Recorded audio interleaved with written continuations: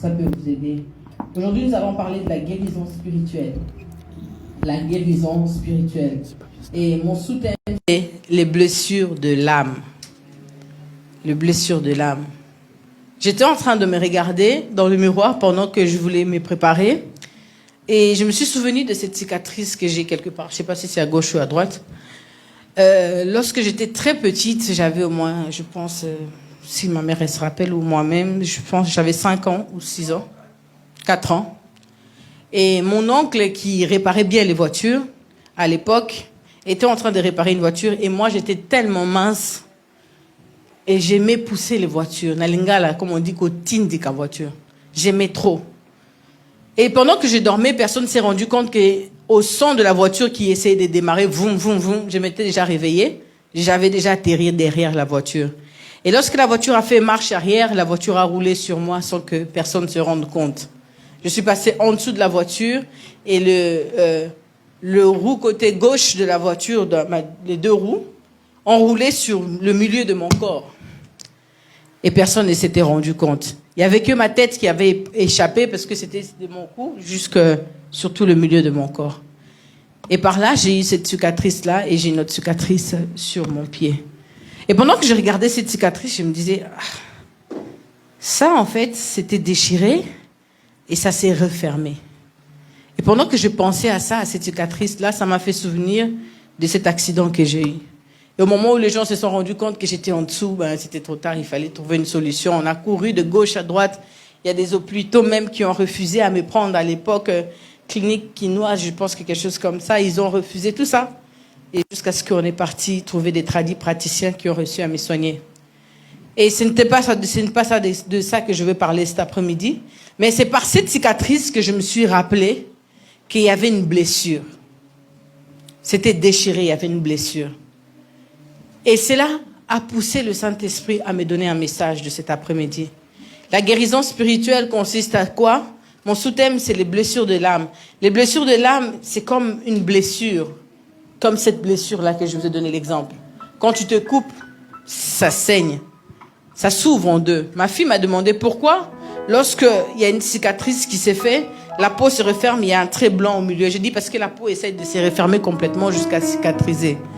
Mais il y a des personnes, quand on parle de blessures de l'âme, il y a des personnes qui sont blessées et malheureusement, ça n'a pas cicatrisé. Et malheureusement que leur blessure est restée ouverte. Moi, cela, ça remonte à plus de 30 ans maintenant. Ça remonte à plus de 33 ans, plus de 35 ans. Maintenant, elle a cicatrisé. Mais il y a dans les cœurs de certaines personnes des blessures qui n'ont jamais cicatrisé. Il y a des gens qui croient en Dieu.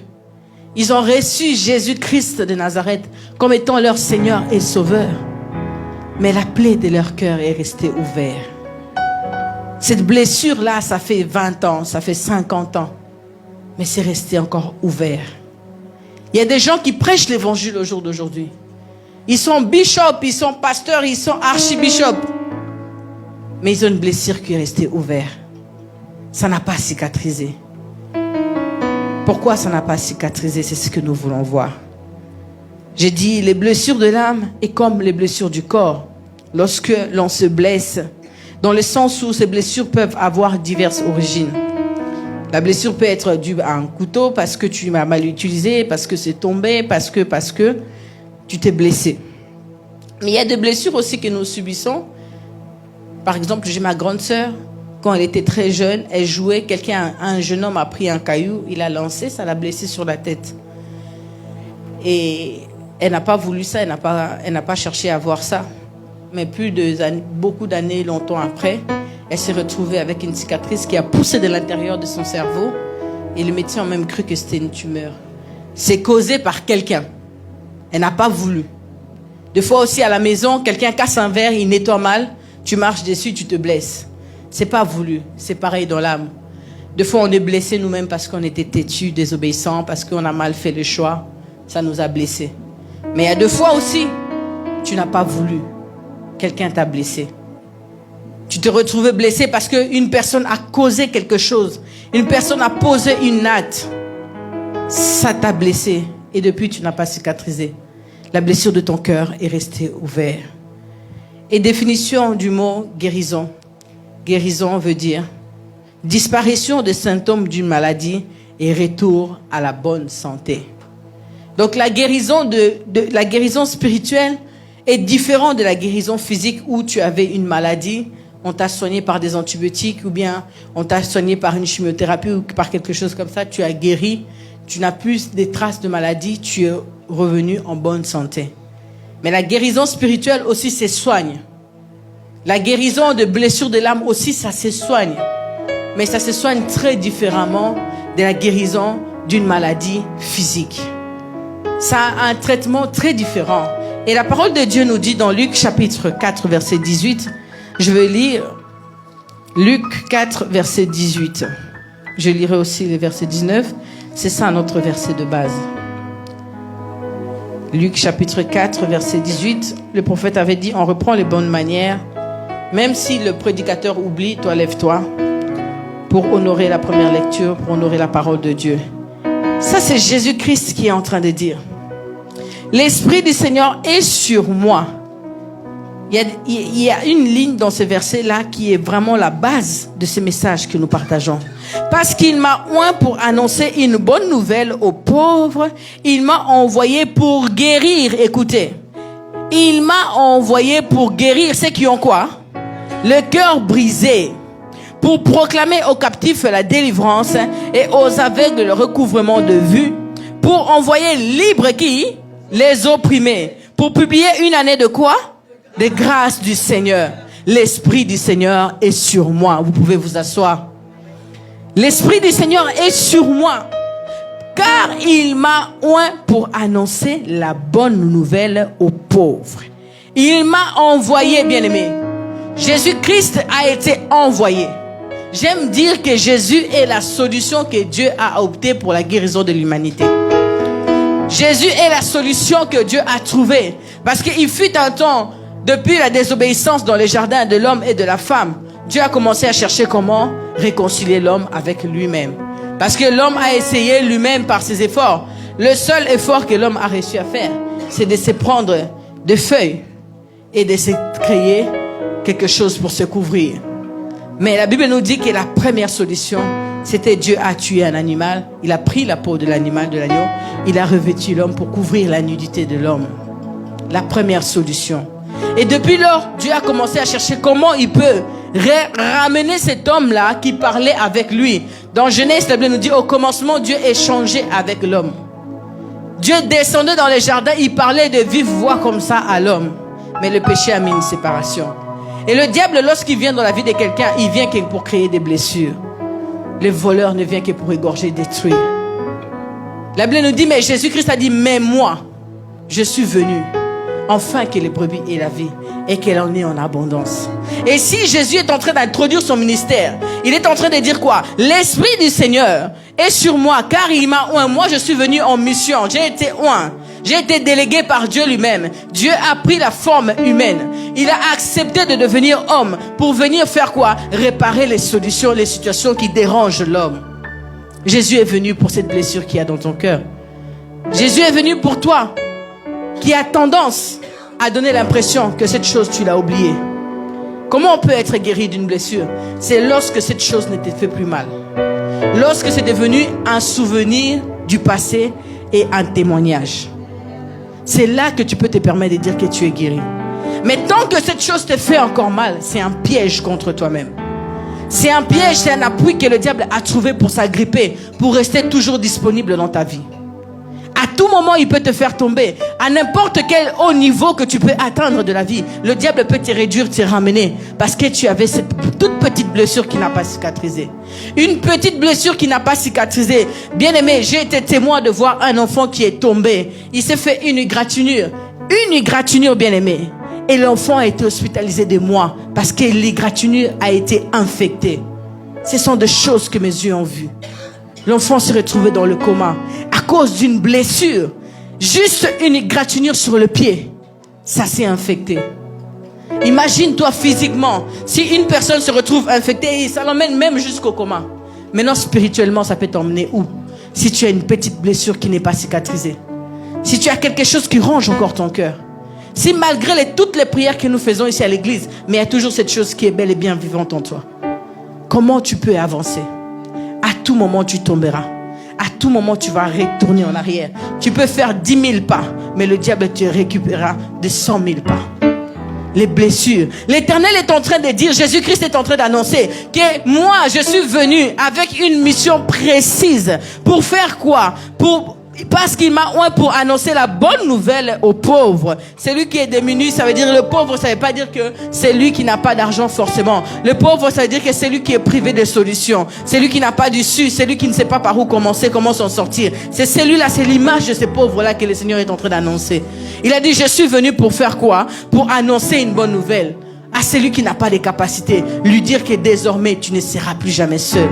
Lui dire que désormais, c'est moi qui deviens la solution. Lui dire que désormais, comme dans les jardins, l'homme n'avait pas réussi à trouver les solutions. C'est Dieu qui a réussi à trouver une solution pour l'homme.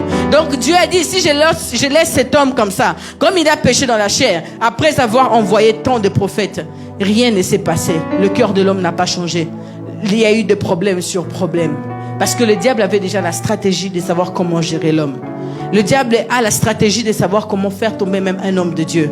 Parce qu'il sait des petits points qui se trouvent en toi. Jésus-Christ a dit, le maître de ce monde vient, mais il n'y a rien de lui qui se trouve en moi. Lorsque tu as un petit grain de quelque chose dont le diable se retrouve, il sait comment t'avoir. Il peut te laisser errer comme ça. Il peut te laisser te balader, avancer, prêcher l'évangile, donner l'impression, tout ça. Mais il sait quand il a envie de te faire tomber. Parce qu'il y a quelque chose qui l'identifie en toi. Il y a quelque chose qui lui donne la clé, passe partout. Un jour, je me suis retrouvé dans l'ancien bâtiment où je vivais, des gens qui distribuent des tracts. Je voulais lui tenir la porte pour qu'il puisse rentrer parce que je m'étais dit, il n'a peut-être pas les badges. Il m'a dit, non, vous n'avez pas besoin. J'ai les badges, passe partout. Donc, il peut rentrer dans tous les immeubles, déposer ses tracts. Des fois, on voit dans les bâtiments où les boîtes aux lettres, c'est marqué, pas de pub ici, s'il vous plaît. Mais ils mettent quand même. C'est pas leur problème. Même si l'interphone ne sonne pas ou bien ils n'ont pas accès, ils ont le passe partout. Et il y a des choses comme ça qui donnent le badge passe partout au diable dans ta vie. Même si tu fermes. Mais tant qu'il y a quelque chose que tu n'as pas encore soigné et traité, ça peut donner les badges passe-partout au diable pour pouvoir t'atteindre. Mais le Seigneur a dit, je suis venu exprès. Jésus-Christ est la solution de Dieu pour les hommes. Est venu exprès pour que tu te retrouves avec plus aucune trace. Parce que Christ a dit, l'apôtre Paul a dit, ce n'est plus moi qui vis. C'est Christ qui vit en moi. Paul, à chaque fois, il s'est retrouvé dans un endroit, que ce soit à Corinthe, en Philippe ou partout. Il était obligé de se justifier en disant que je suis l'apôtre du Seigneur, le Seigneur m'a élu parce que. Il s'est donné toujours des justificatifs. Il s'introduisait toujours en expliquant que c'est pas par moi, mais c'est par la grâce qui m'a été donnée. Parce qu'il avait une conscience qui le reprochait le mal qu'il avait fait aux chrétiens avant, le fait qu'ils persécutaient. Ça a commencé à le poursuivre. Il y en a même qui disent que, il y a des gens même qui enseignent que le écharde que les gens sont en train de dire sur l'apôtre Paul, c'était pas une écharde physique. C'était parce qu'il avait ça comme poids. Ça pesait sur lui, sur sa conscience. Tout le monde le pointait du doigt à chaque fois. Son évangile était obligé d'être justifié à chaque fois. Ça, c'est une parenthèse que je referme. Mais le Seigneur a dit, moi, je suis venu pour annoncer la bonne nouvelle aux pauvres. Il m'a envoyé, surtout c'est ça que j'aime beaucoup. Il m'a envoyé pour guérir le cœur brisé. La solution pour guérir le cœur brisé, c'est Jésus-Christ qui est la solution. C'est Jésus-Christ qui peut guérir cette blessure que tu as dans ton cœur. Il y a plusieurs causes qui créent des blessures dans les cœurs des hommes. Il y a certains que j'en ai cités, il y en a tellement beaucoup. Mais juste pour que tu aies un exemple, j'ai cité quelques-uns. Le rejet, l'abandon, l'humiliation, c'est pas dans l'ordre, ça peut arriver à n'importe qui, à n'importe quelle forme. L'humiliation, la trahison, la déception, l'injustice, l'impuissance. Tu es face à une situation, tu ne sais pas comment réagir. Des fois, il y a des gens, ils ont son frère ou sa sœur malade, mais ils ne savent pas comment l'aider. Ils ne savent pas quoi faire.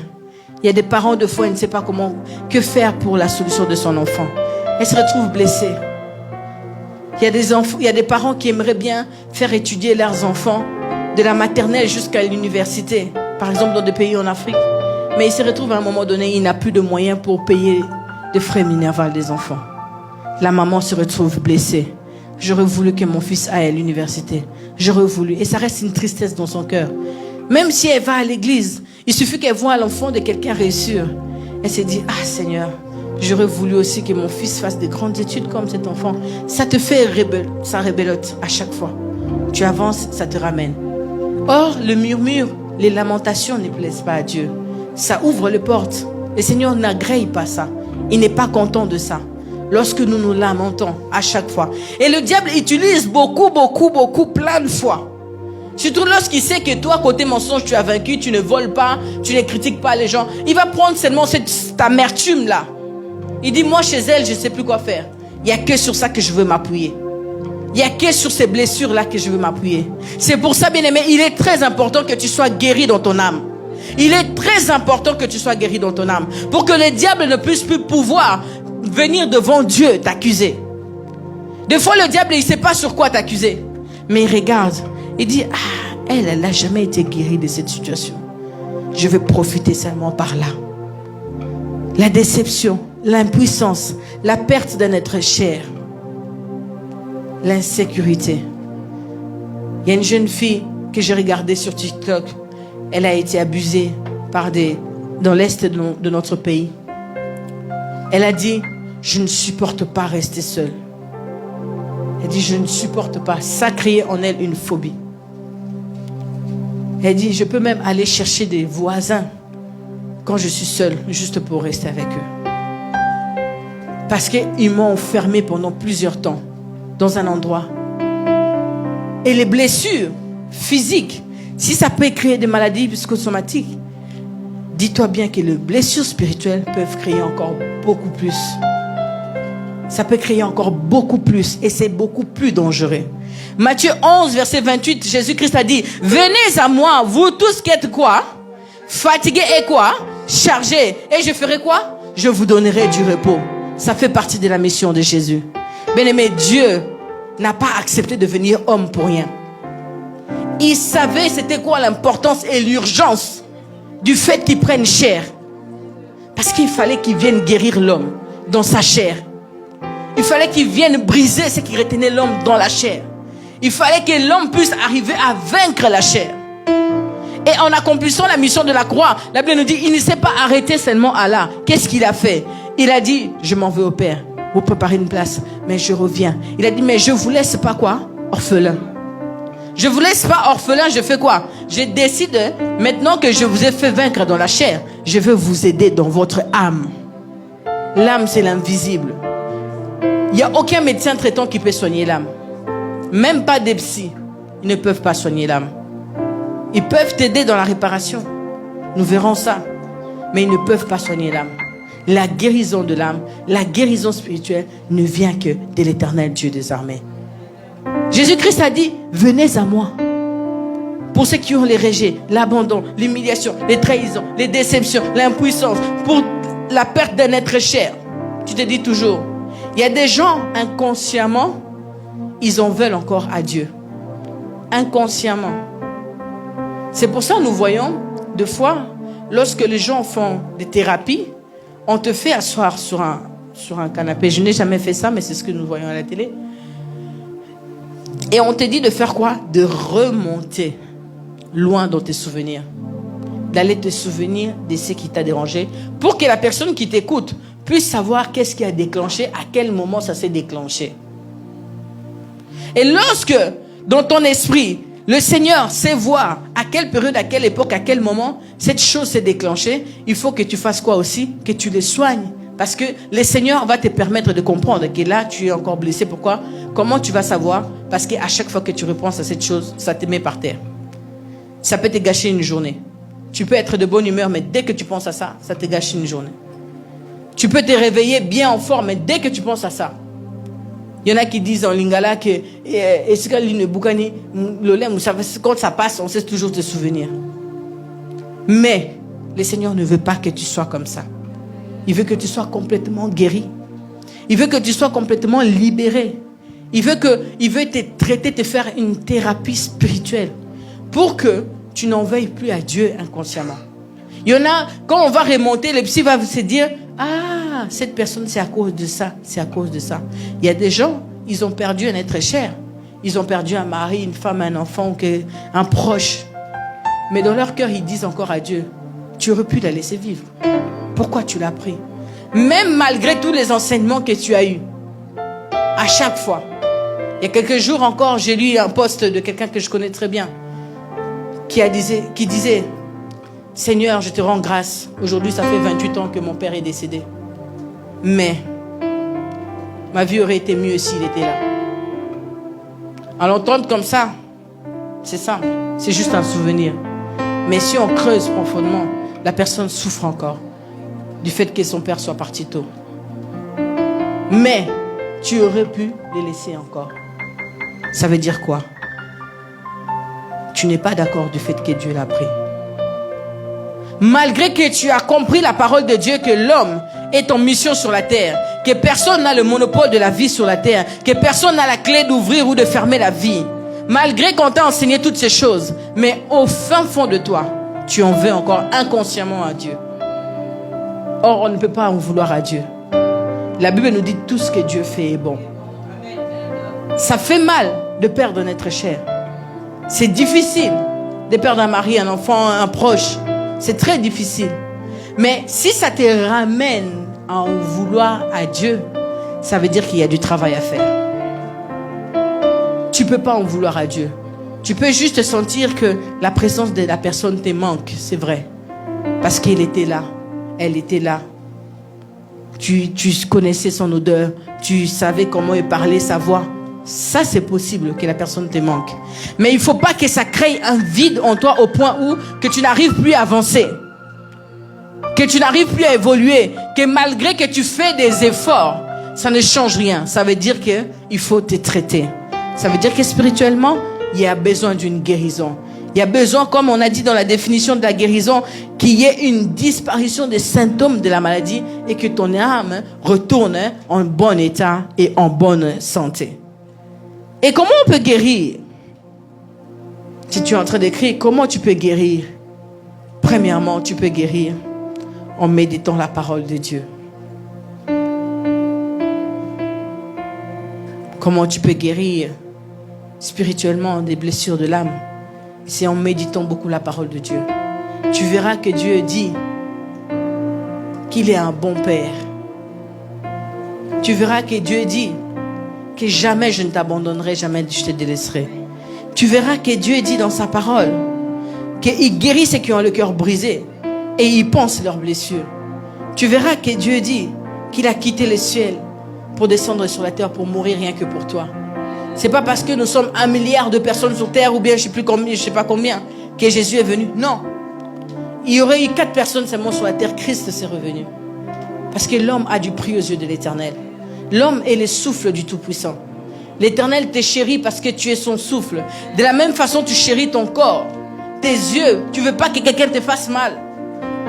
Quand quelqu'un passe imprudemment, tu es pressé de t'écarter pour ne pas qu'il te cogne.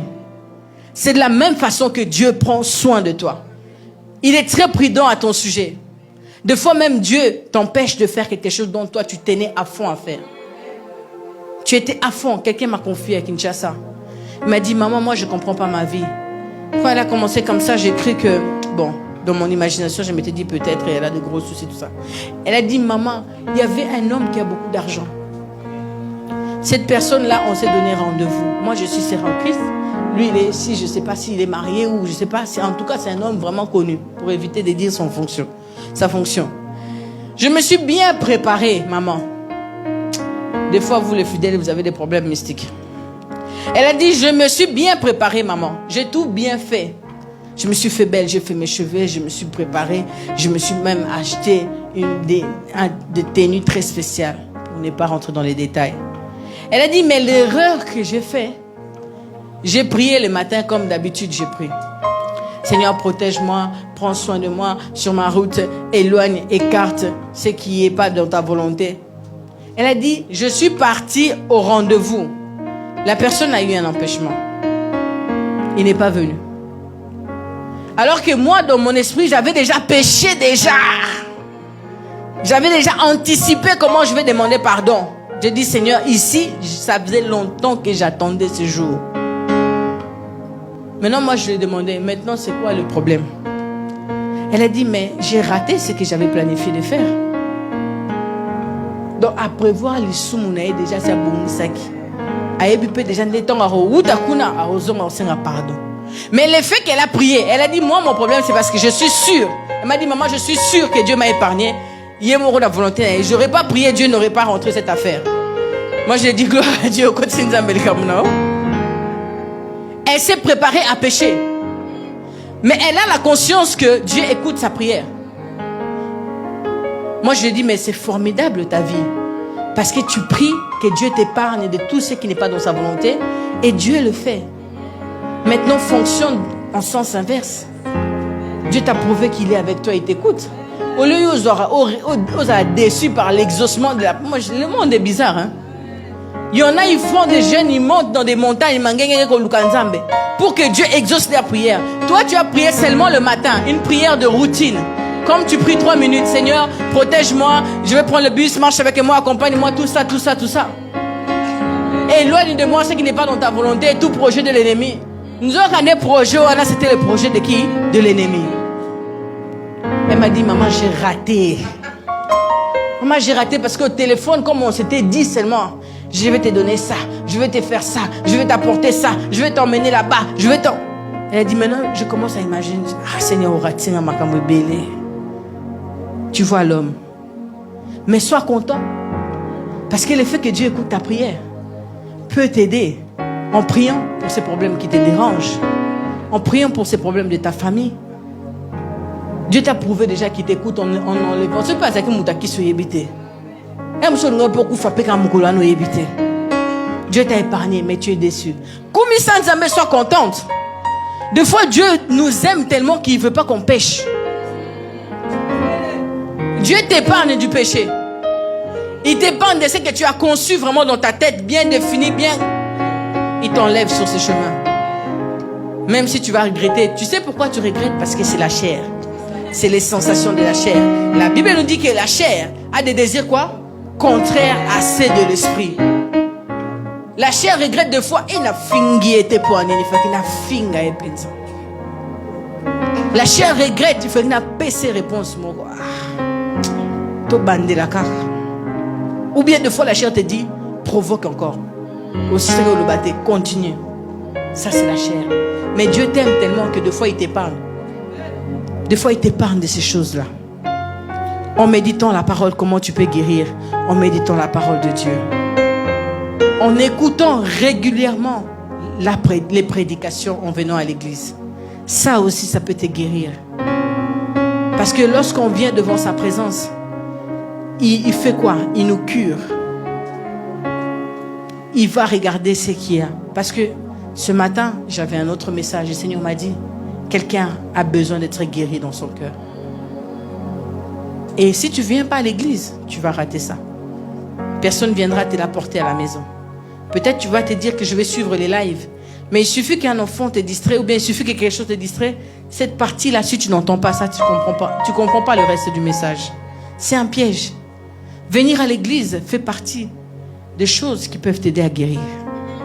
Parce que la parole de Dieu, la Bible nous dit, ça fait quoi la parole de Dieu? Ça rentre dans l'intérieur, ça fait quoi? Ça répare. Ça répare. Ça ramène à l'état premier ce qui était abîmé. On a dit la guérison, c'est le fait de quoi? La guérison, c'est le fait de faire disparaître les symptômes de la maladie. Et la personne retourne en bon état. Donc la parole de Dieu va faire disparaître. Quelqu'un a déjà dit un jour que j'étais venu à l'église avec une mauvaise décision. Mais l'homme de Dieu, on dirait, il m'a prêché. On dirait que quelqu'un lui a raconté mon histoire. En revenant de Kinshasa dans l'avion turkish, je croisais une dame qui est partie à Kinshasa pour vendre sa parcelle. C'est pas que je détaille la vie de quelqu'un, mais c'est un témoignage. Et cette personne arrivait, la personne qui devait acheter la parcelle, une parcelle bien construite, déjà finie avec piscine, tout ça. Et c'était presque son seul bien qui lui restait. Mais à cause de tiraillements de famille, à cause de m'as-tu vu, à cause de ceci ou cela, elle a dit, bon, je vends ça, je vais aussi faire comme lui. Qu'est-ce qui te pousse à vendre tes biens? pour prouver. Dieu qui empêche les gens de faire des erreurs, l'a empêché. Elle est arrivée à Kinshasa, la personne qui lui avait payé le billet pour qu'elle vienne faire la procuration pour la vente, pour qu'il achète. Le jour où il la voit, il désiste. Il a dit, je ne suis plus intéressé. Elle a dit, mais tu te moques de moi. J'ai arrêté ce que j'étais en train de faire. Je suis venue. Et tu me dis que tu ne veux plus acheter. Elle a dit, en tout cas, maman, on s'est fini en queue de poisson. Je lui ai dit, donne-moi l'argent du billet, je rentre encore. La prochaine fois, si c'est pour des bêtises comme ça, ne me fais pas venir. Mais elle m'a dit, maman, il s'avérait que cet homme aussi, c'est quelqu'un que je connais bien. C'est un homme de Dieu. Il est quelqu'un qui tient parole d'habitude. Mais qu'est-ce qui s'est passé? Je n'ai pas compris. Et avant qu'elle me dise ça, j'étais en train de récupérer mes bagages pour descendre de l'avion. En la regardant, le Seigneur m'a parlé. Je lui ai dit, maman, je ne te connais pas. Ce n'est pas mon habitude aussi. Mais je suis obligée de te le dire. Le Seigneur me dit de te dire, garde ton cœur plus que toute autre chose. Parce que tu risques beaucoup. L'ennemi vient te piéger. La méchanceté des hommes veulent te faire une erreur grave. Elle s'est mise en larmes en plein avion. Elle pleurait. Les personnes qui étaient à côté d'elle me demandent, tu la connais? J'ai dit, je ne la connais pas. Elle m'a dit, je ne peux pas partir comme ça, donne-moi ton numéro. On s'est échangé des numéros. Longtemps après, arrivée ici, elle m'a appelé, maman, tu sais, cet homme de Dieu m'a dit, ma soeur, c'est que j'ai vu cette nuit pour toi. Dieu t'aime. De la même façon que l'âne voyait, on lui dit, avance. Il dit, je ne vais pas avancer. Toi, tu ne vois pas ce que moi, je vois dans les yeux spirituels. L'âne s'est retourné, il a dit, pourquoi tu me tapes? D'habitude, quand tu me dis, va à gauche, j'y vais. Va à droite, j'y vais. Aujourd'hui, je ne veux pas, je m'arrête. Parce que tu ne vois pas les dangers qu'il y a devant. Bien aimé, des fois, tu ne vois pas les dangers qu'il y a. Du fait que tu n'arrives pas à te faire soigner. Du fait que tu n'arrives pas à changer de position. Tu ne vois pas les dangers que tu cours. Tu as l'impression que Dieu prend trop du temps. Mais Dieu, il sait ce qu'il est en train de faire. Elle m'a dit, maman, cet homme de Dieu m'a dit, j'ai vu ça, j'ai vu ça, j'ai vu ça, j'ai vu ça. En tout cas, que Dieu te bénisse, maman. Tu es une servante de Dieu. Et longtemps après, elle revient pour me dire, maman, tu sais, mon ex, on s'est séparés depuis. La sentinelle m'appelle pour dire, il a versé de l'eau toute la nuit dans ma parcelle. Lui, il a au moins 5 parcelles ailleurs. Mais moi, le seul bien que j'ai, il a versé de l'eau toute la nuit, il a dansé, il a parlé toute la nuit. J'ai dit, tu vois l'envoûtement, d'où est venu? On a failli te faire une grosse erreur. C'était le seul bien qui te reste. Mais tu as mis 10 ans à construire. Le Seigneur, l'Esprit du Seigneur est sur moi, car il m'a oint pour annoncer la bonne nouvelle aux pauvres. Pour amener quoi? Libre, ceux qui sont quoi? On va les lire pour ne pas que je dise des choses qui ne sont pas écrites. Parce qu'il m'a oint pour annoncer la bonne nouvelle aux pauvres. Pour guérir ceux qui ont le cœur brisé. Pour proclamer aux captifs la délivrance. Qu'est-ce qui te rend captif? Le Seigneur veut te délivrer cet après-midi. Même si c'est un petit bobo comme ça dans ton cœur. Même si c'est une déception rikiki de rien du tout. Un jour, j'étais assise là derrière. Je vois une jeune fille rentrer. Dans son cœur, je vis marqué en grand chagrin d'amour. Je l'ai suivie tout de suite. Je lui ai dit, attention. L'esprit des suicides est en train de marcher avec toi. Tu n'as pas encore dépassé 25 ans. Qu'est-ce que tu veux créer dans ton cœur avec des chagrins inutiles? La Bible nous dit, ne réveille pas l'amour qui dort, jeune fille. À 19 ans, tu vas être déçu. Tu vas aller te pendre alors que Dieu avait prévu que tu vives 86 ans. Quel gâchis. Quelle bêtise. Si tu n'as pas encore l'âge, jeune frère, jeune sœur, ne réveille pas l'amour. Laisse l'amour là où il est. Fais tes études, fais ta vie. En te précipitant, tu risques de faire un choix dans l'avenir. 20 ans après, 10 ans après, tu regrettes dans le foyer. C'est pas lui que j'aurais voulu. J'aurais dû attendre. Ma vitesse, ça fait peiner. Maintenant, pour faire marche arrière. Le Seigneur ne veut pas que tu te crées de blessures inutiles. Et ne le fais pas.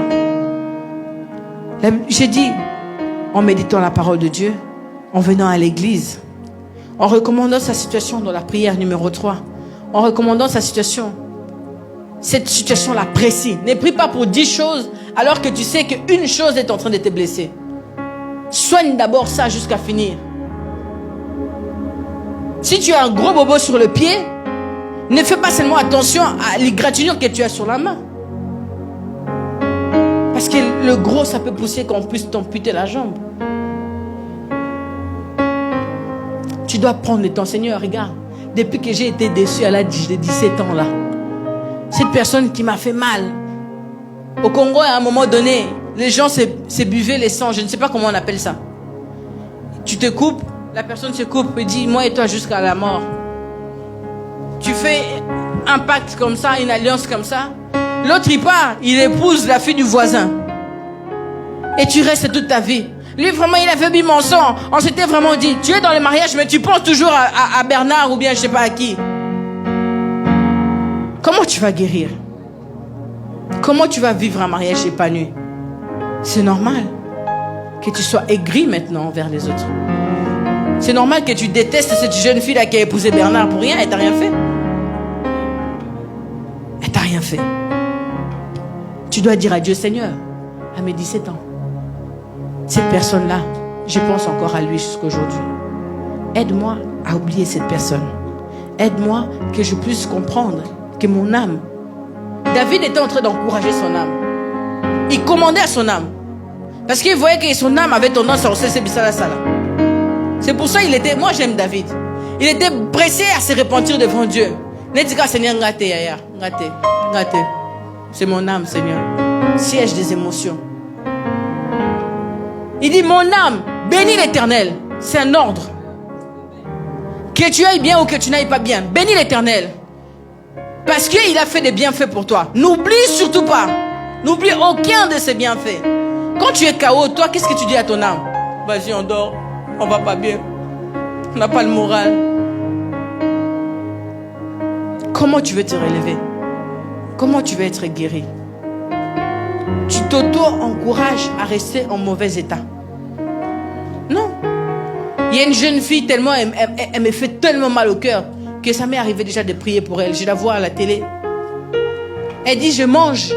Je suis obligée de manger. Et elle est devenue célèbre parce qu'elle mange. Mais un jour, si elle meurt, elle est malade, cette fille. Elle mange parce qu'elle est malade. Elle a besoin d'être soignée, cet enfant. Des fois, les gens la suivent, l'insultent. Je suis curieuse de rentrer dans ces lives. Elle m'apporte rien du tout. Mais je suis curieuse de rentrer juste pour dire, Seigneur, tu ne peux pas faire quelque chose pour cet enfant. Elle ne va pas bien. Une personne blessée, tu peux l'offrir tout l'or du monde. On voit des princes en train d'être dépendants, stupéfiants, juste pour oublier la douleur. Bien-aimé, fais attention, on ne joue pas avec les blessures de l'âme. Fais attention, bien-aimé. Si tu as l'âme blessée, il faut qu'on te soigne spirituellement, bien-aimé. Tu as besoin d'être guéri. Parce que ça peut t'emmener plus loin, je te dirai là dans le message qui suit. En se confiant au serviteur de Dieu. Point 4, c'est ça le point 4. En se confiant au serviteur de Dieu. La Bible nous dit, confiez-vous à l'Éternel, vous serez affermis. Mais à ses serviteurs, vous réussirez. Réussir, ça ne veut pas dire seulement que tu fais un business qui marche. Réussir veut dire que tu n'es plus dans le même état que tu étais avant, qui te faisait tout le temps reculer en arrière. Au jour d'aujourd'hui, c'est confier aux hommes de Dieu, c'est devenu un sujet tabou. À cause des déceptions et des trahisons. Ça fait partie des blessures, les déceptions que les hommes ont parce que l'homme de Dieu lui a trahi. Mais tu peux aussi te faire soigner par un autre homme de Dieu. Moi, ça m'est arrivé de changer de médecin traitant. Ça m'est arrivé. Il était bizarre. Malgré qu'il écrivait de longues ordonnances, mais il ne me soignait pas comme il faut. J'ai dit, Mbadi, je préfère aller chez lui qui m'écrit seulement un Doliprane, mais qui prend soin du suivi. Au lieu qu'il m'écrit, je ne sais pas, une page comme ça, je peux envoyer à Kinshasa, mais entre-temps, moi-même, je ne suis pas guéri. Fais attention à toi, bien-aimé. Dieu t'a donné la responsabilité de veiller sur toi. Il est devenu homme pour t'apprendre comment tu dois vivre sur la terre. C'est pour ça qu'il y a des gens qui vont comparaître devant Dieu à cause de destructions qui se sont causées eux-mêmes. Attention. Dieu compte sur toi pour que l'esprit qu'il a mis en toi n'aille pas périr. Dieu compte sur toi. Vous travaillez en collaboration. Il a donné la responsabilité à l'homme. C'est pour ça les gens qui disent « Oh, Dieu n'est pas bon, on voit les catastrophes naturelles, on voit des guerres, on voit des maladies, on voit de ceci. » C'est parce que si Dieu était vraiment bon, plusieurs fois les gens m'écrivent ça sur Internet. « Maman, toi qui prêchis, vraiment Dieu était bon. Pourquoi il a pris ma mère? Si vraiment Dieu était bon, pourquoi il y a eu le corona? Si vraiment... » Mais Dieu a dit au commencement, il a fait quoi? Au 6e jour qu'il a créé l'homme, Dieu s'est reposé, il a délégué à l'homme. Il a donné le pouvoir d'assujettir, de gérer tout. Si le monde va mal, ce n'est pas la faute de Dieu. C'est à cause de l'homme. Les disciples étaient là en train de dire, qu'est-ce qu'il y en est? Moïse il avait donné des lois pour qu'on puisse répudier une femme. Il y a une maman qui m'a repris hier, j'étais en cours. Maman, j'ai besoin de toi, j'ai un problème. L'affaire des divorces, des séparations. Qu'est-ce que tu dis? Moi, chez moi, ça ne va pas. J'ai pris la décision. J'ai dit, maman, je n'ai pas de mots à dire. Moi, je suis l'église. Nous, on célèbre les mariages. On bénit les mariages. Mais on ne fait pas les mariages. De la même façon, on ne fait pas les mariages. C'est de la même façon, nous, on n'a pas de mots à dire si les gens veulent se séparer. On va vous dire bonne chance. Mais on ne va pas te chasser de l'église. On ne va pas arrêter de t'appeler ou bien de te suivre. Parce que si tu avais fait un mauvais choix et que tu n'arrives plus à assumer, ou bien si la personne avec qui tu est devenue nocive pour toi. Jésus-Christ a dit aux disciples, au commencement, il n'en était pas ainsi. Dieu, quand il a créé l'homme et la femme, c'était dans le projet que les deux deviennent une seule chair.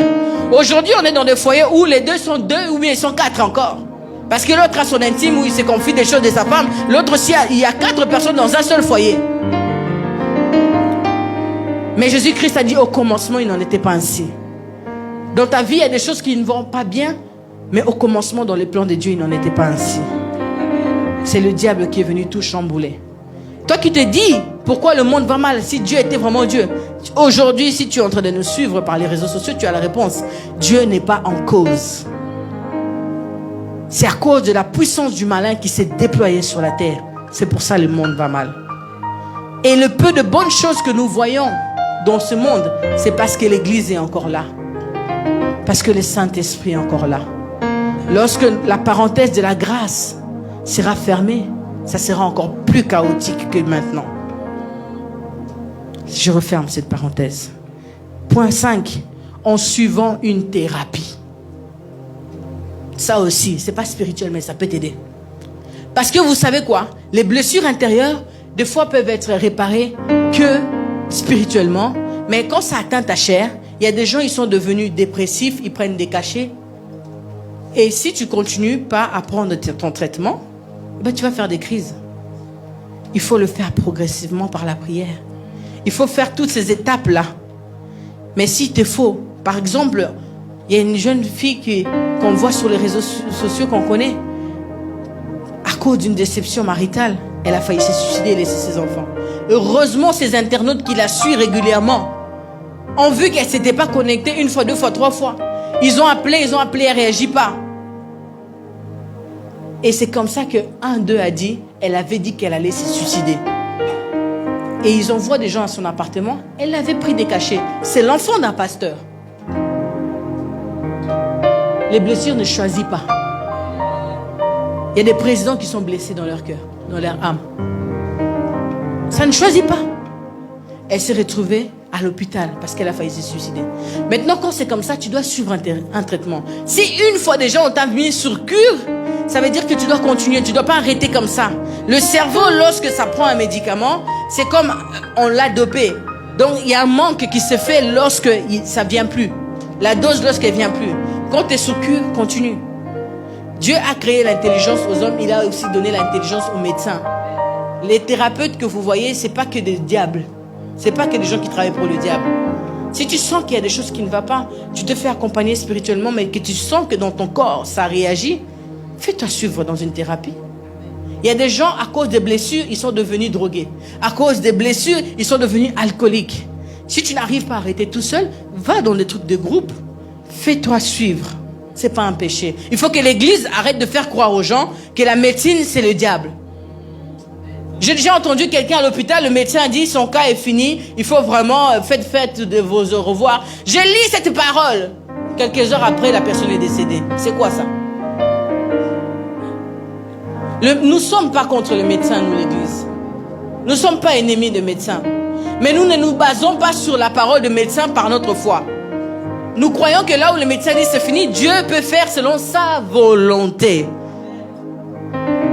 Parce qu'il y a des gens aussi, le médecin dit dans 48 heures, ils sont aussi partis dans 48 heures. C'est pas parce que le médecin m'a lié, non. Ou il y a une maladie, nos médecins m'a lié. Faites attention à ça. Tu peux faire une thérapie. C'est que le diable détruit spirituellement, Dieu peut le faire réparer par la médecine. Un jour, j'étais en train de me battre avec Dieu dans mon esprit. J'ai mis un écart entre Bradel et Mariana. Je n'avais pas d'enfant. Le Seigneur m'a dit, va te faire suivre. Fais une suivi gynécologique pour voir qu'est-ce qui ne va pas. J'ai dit, je suis spirituel. Moi, je prêche les gens. Moi, comment ça se fait? Les gens vont dire que je n'ai pas la foi. Mais un jour, une collègue m'a dit, moi, je connais un obstétricien. Il est gynéco, mais il est aussi obstétricien. Il accompagne des gens qui ont des cas de stérilité ou bien des gens qui ont des cas d'infertilité comme ça, là, qui paraissent après un premier accouchement. Si tu veux, je peux te le recommander. J'ai dit, non, je n'ai pas besoin de ça. Le Seigneur m'a dit, mais c'est quoi ça? Si tu ne sais pas s'il y a un problème, tu peux faire un enfant bien, mais entre ses premiers enfants et un deuxième enfant, il peut y avoir une complication. Pourquoi être trop spirituel là où il ne faut pas être spirituel? Des fois, c'est ça qui nous arrive. Au nom de la foi, tu ne veux pas aller à l'hôpital. Va à l'hôpital, écoute ce que le médecin dit et prie par rapport à ça. Pourquoi vous prenez les médecins pour des ennemis? Ils ne sont pas nos ennemis. C'est Dieu qui les a créés. C'est vrai qu'il y a de mauvaises sciences aussi dans la médecine. Mais toi, tu ne vas pas te baser sur ce que lui, il a déclaré. Tu vas dire, Seigneur, maintenant le médecin m'a dit c'est une maladie. Mais la Bible me dit, par tes meurtrissures, je suis guéri. Tu ne vas pas aller dire au médecin un bateau. Toi, c'est que tu dis, je condamne. Non, maman, arrête. Arrêtons. La maturité spirituelle, la semaine dernière, on a parlé de ça. Ça fait partie de la maturité. Pour finir, j'ai dit, tu peux aussi te faire accompagner par une thérapie. Ce n'est pas un péché. Ne deviens pas dépendant. Si ton corps demande, vas-y.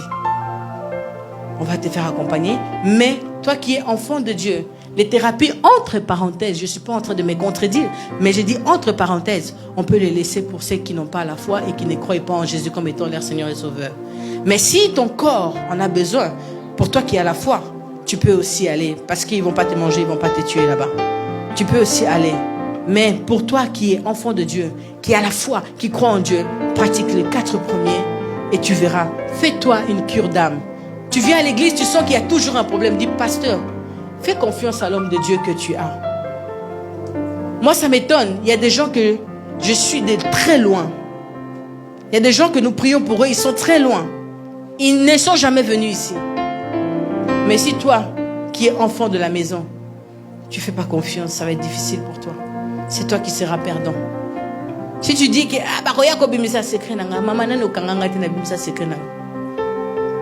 peut-être j'ai gauché comme ça, peut-être c'est trop des secrets des gens. À force d'avaler. Ça, c'était pour rire. Quel est le risque de demeurer dans l'état de blessure de l'âme? 1. Cela peut causer des maladies psychosomatiques, comme on a dit. Des stress, angoisse, tension, dépression, jusqu'à même 2. Manque de concentration au travail. Manque de concentration dans ton entreprise, dans tes projets, à la maison. Tu es toujours en train de rêver parce que tu penses à ces problèmes-là. Tu n'écoutes pas ce qu'on te dit parce que tu n'es pas là. Physiquement, tu es là, mais dans ton esprit, tu n'es pas là. Parce que ton cœur est blessé encore. Garçon, vraiment. Les enfants te parlent. L'enfant ne va pas bien. Il te fait savoir, mais tu ne te rends pas compte. Parce que ton esprit est ailleurs. N'attends pas la mort pour que tu te réveilles quand même. Manque de concentration.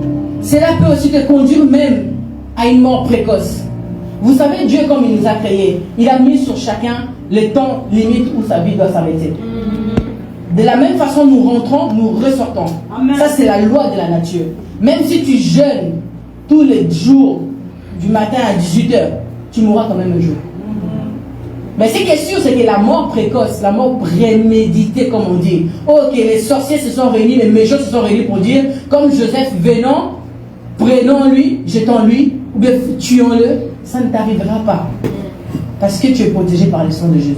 Mais cette mort qui est d'une mort naturelle où tu dois sortir de la terre, ça peut arriver peut-être par un jour un accident, je ne te le souhaite pas. Ça peut arriver par une maladie, ça peut arriver si tu dors, tu ne te réveilles pas. Ça peut arriver. Mais à l'heure où Dieu a décidé, parce qu'à la sortie, personne ne sera enlevé comme Élie ou bien Enoch, bien aimé. Arrêtez de croire des choses. Personne ne sera enlevé comme Élie et Enoch avant la date du retour du Seigneur. Personne ne sera enlevé. Dieu ne va pas dire comme toi tu viens beaucoup à l'église exceptionnellement, on t'enlève toi avant l'heure. Non. Ceux qui ne partiront pas, ceux qui, comment dire, c'est que je veux bien le dire pour que ça reste dans ton esprit. Toute personne qui partira avant l'enlèvement mourra. Il n'y a que ceux qui partiront pendant l'enlèvement qui seront changés à un autre corps, qui vont monter. Et encore, il y a encore qui resteront aussi. Ça encore, c'est une autre histoire. Donc, dis-toi bien, avant l'enlèvement, c'est la mort. Jésus-Christ revient bientôt. Tant qu'il n'est pas revenu, la mort peut être là à tout moment. C'est pour ça que nous voyons des belles femmes. J'ai vu sur les réseaux sociaux une femme qui venait de se marier, elle a fait un accident, elle est morte. Après le feu du mariage, on peut beau dire du matin au soir, elle est sortie, mais l'amour qui t'a accoufi. Accoufi quoi?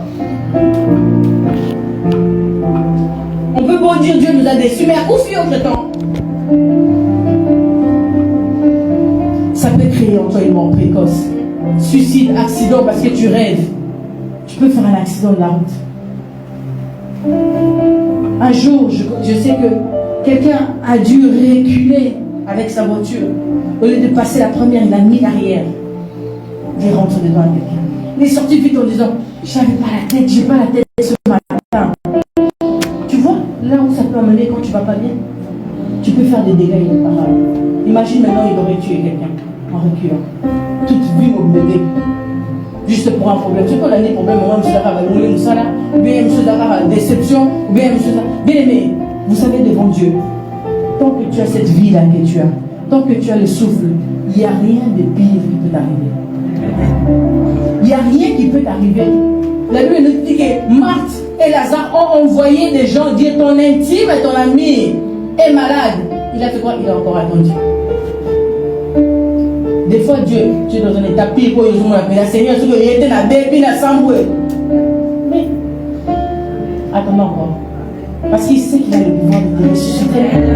Il a le pouvoir de te ramener à la vie. Il a le pouvoir de prendre ce que les médecins ont dit, c'est fini. Il a aussi le pouvoir de dire, c'est fini. Tout dépend de lui. Mais tu ne peux pas en vouloir Dieu inconsciemment.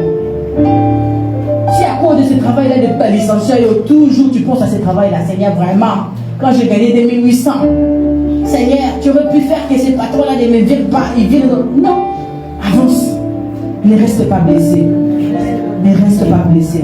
Cela peut te créer encore pire. Les risques encore plus pires.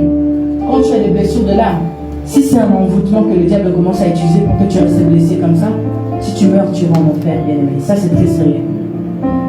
Si tu meurs avec des blessures de l'âme, en disant que moi, vraiment, depuis que je ne parle plus à cette personne, je ne les parle plus parce qu'elle m'a fait du mal. Si tu meurs, tu vas en enfer. Parce que ton âme est captive entre les mains du diable. Faites attention à cela. Nous allons nous lever. Après avoir entendu tout ce que tu as entendu, tu sais savoir là où tu es blessé. Tu sais savoir là où tout va mal. Le psaume 147, verset 3. Il guérit ceux qui ont le cœur brisé. Il pense leurs blessures.